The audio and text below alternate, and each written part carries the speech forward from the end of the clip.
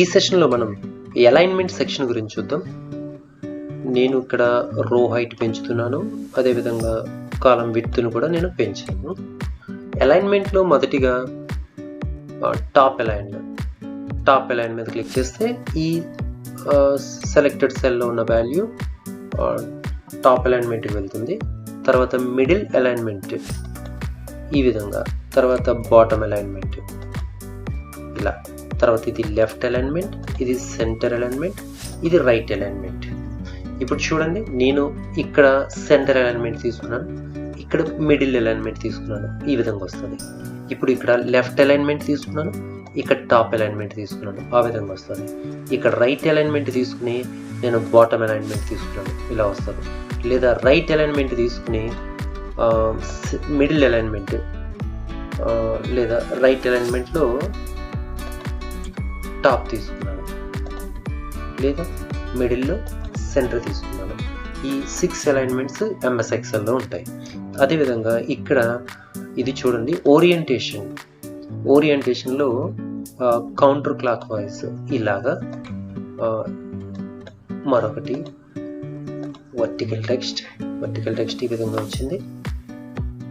తర్వాత rotate text up ఇలా వస్తుంది, రొటేట్ టెక్స్ట్ డౌన్ ఈ విధంగా వస్తుంది. సో ఈ విధంగా మనం దీని యొక్క ఓరియంటేషన్ కూడా మార్చొచ్చు.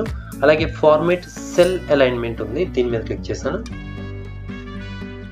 ఈ విధంగా వచ్చిన తర్వాత ఇక్కడ హారిజాంటల్, సెంటర్, వర్టికల్, సెంటర్ తీసుకున్నాను.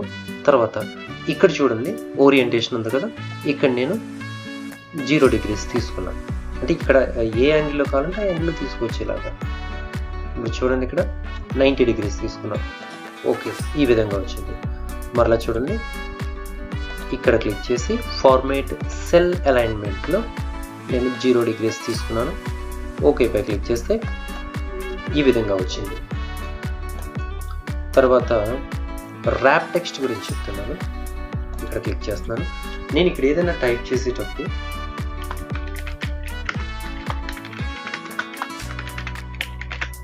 నేను B1 అనే సెల్లో డేటాను టైప్ చేస్తున్నప్పుడు అది సెల్ విడ్త్ని దాటి వెళ్ళి నెక్స్ట్ సెల్లో కూడా ప్రింట్ అవ్వడం జరిగింది. ఓకేనా, ఇప్పుడు చూద్దాం. నేను ఇక్కడ ర్యాప్ టెక్స్ట్ అనేదాన్ని సెలెక్ట్ చేస్తున్నాను. అప్పుడు స్ప్రెడ్షీట్ సాఫ్ట్వేర్ అని నేను టైప్ చేస్తే ఏమవుతుందో చూడండి. స్ప్రెడ్షీట్ సాఫ్ట్వేర్ అది మల్టిపుల్ లైన్స్లో ప్రింట్ అవ్వడం జరిగింది. మళ్ళీ చూద్దాం. ఇక్కడ నేను ర్యాప్ టెక్స్ట్ తీసుకున్నాను.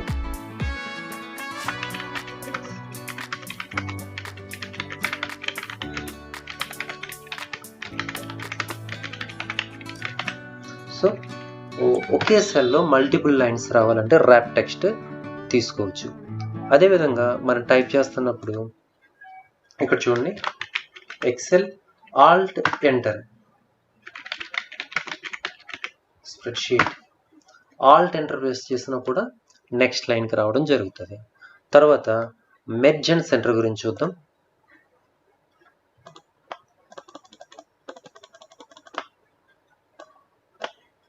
నేను ఇక్కడ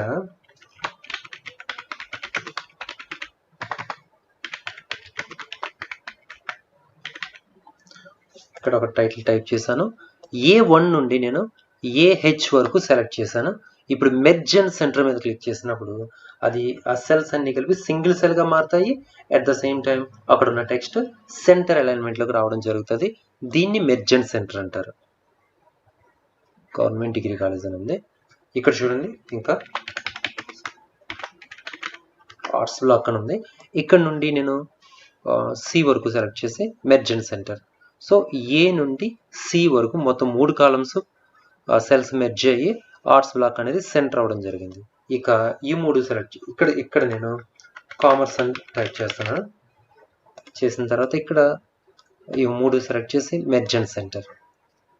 ఆ తర్వాత సైన్స్ అని టైప్ చేసి ఈ 2 సెలెక్ట్ చేసి మెర్జ్ అండ్ సెంటర్. ఇప్పుడు చూడండి, ఈ విధంగా మెర్జ్ అండ్ సెంటర్ని మనం ఉపయోగించడం జరుగుతుంది. ఇవి అలైన్మెంట్ సెక్షన్లో ఉన్నటువంటి కమాండ్స్.